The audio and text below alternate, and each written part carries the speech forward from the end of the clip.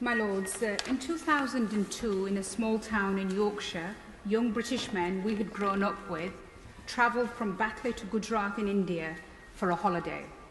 Two brothers, their nephew and a friend, were being driven back after a tour of the Taj Mahal when their car was attacked by an angry mob. 3 were murdered, the driver was set alight, and the nephew, despite his injuries, survived. These men became victims of a spate of violence now known as the Gujarat riots, in which thousands lost their lives, women and girls were raped, beaten and burnt, and homes and businesses were set alight. The Chief Minister of the state of Gujarat at that time was one Narendra Modi. A leaked report at the time by the British High Commission in New Delhi specifically blamed the violence on the Chief Minister Modi and his government. It led to Narendra Modi being described as the butcher of Gujarat, with travel bans imposed on him by many, including the United States, whilst we in Britain imposed a total boycott of Modi, refusing to engage with him for a decade. Our collective assessment of and response to Modi was right at the time.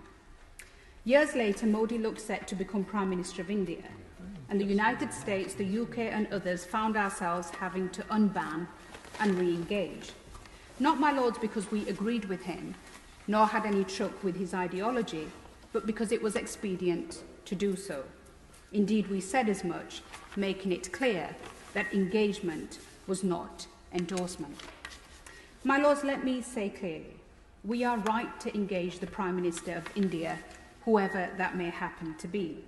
India is a country of 1.4 billion, a rising economy, an important trade partner, and a secular and diverse nation with an important and valued diaspora in Britain. My Lords, India is not Modi, but more importantly, Modi is not what India was envisaged to be. The vision of the father of the nation, Mahatma Gandhi, preached non-violence and fought for a secular India. Indeed, it's this message that led to his early demise, tragically assassinated at the hands of a right-wing extremist, Nathuram Godse, a follower of a political ideology known as Hindutva. My Lords, Hindutva is not Hinduism.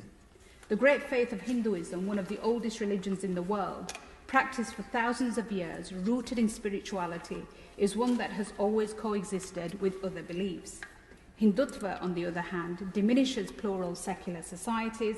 It is a political, violent ideology from the late 1800s. It underpins the far-right movement, the Rashtriya Swavam Sevak Sangh, the RSS, is influenced and inspired by the ideologies of Hitler and Mussolini, and was banned by Indian Prime Minister Nehru. And this, my Lords, lays out the tension in today's India.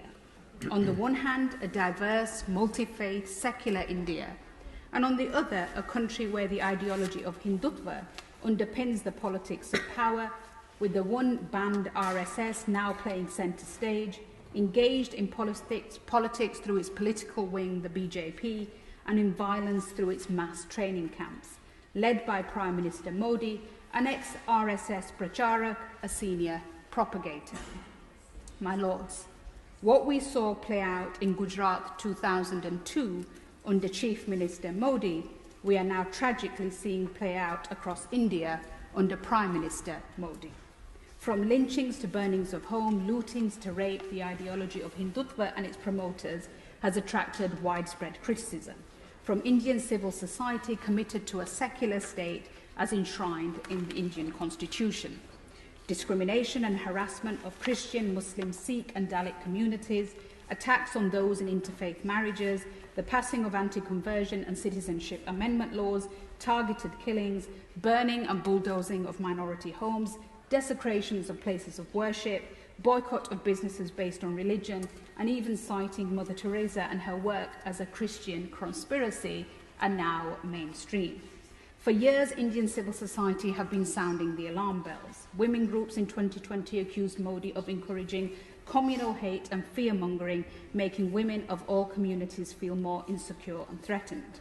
And civil servants earlier this year took the unprecedented step of writing an open letter to Modi accusing the state of being fully complicit, and I quote, in the frenzy of hate-filled destruction targeting not just minorities but the constitution itself, criticising Modi's silence on the violence as deafening, arguing that the law, instead of being an instrument for maintaining peace and harmony, had become the means by which minorities were being kept in a state of perpetual fear, and urging Modi to, I quote, call for an end to the politics of hate that governments under your party's control are so assiduously practicing.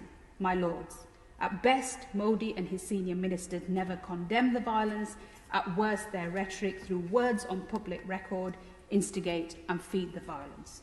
So in conclusion, my lords, I understand we often have to hold our nose and trade with those with whom we would rather not. But as we move forward with our trade and cooperation agreement with India, let's not forget our fellow citizens murdered there, who have been denied justice and even the dignity of a burial. Shakil Dawood, Saeed Dawood, the boys from Batley, whose remains have never been returned, and Mohammed Aswat. 20 years on, I urge my noble friend to meet the Dawood family, to ask for the return of their family's remains. It's time to bring them home.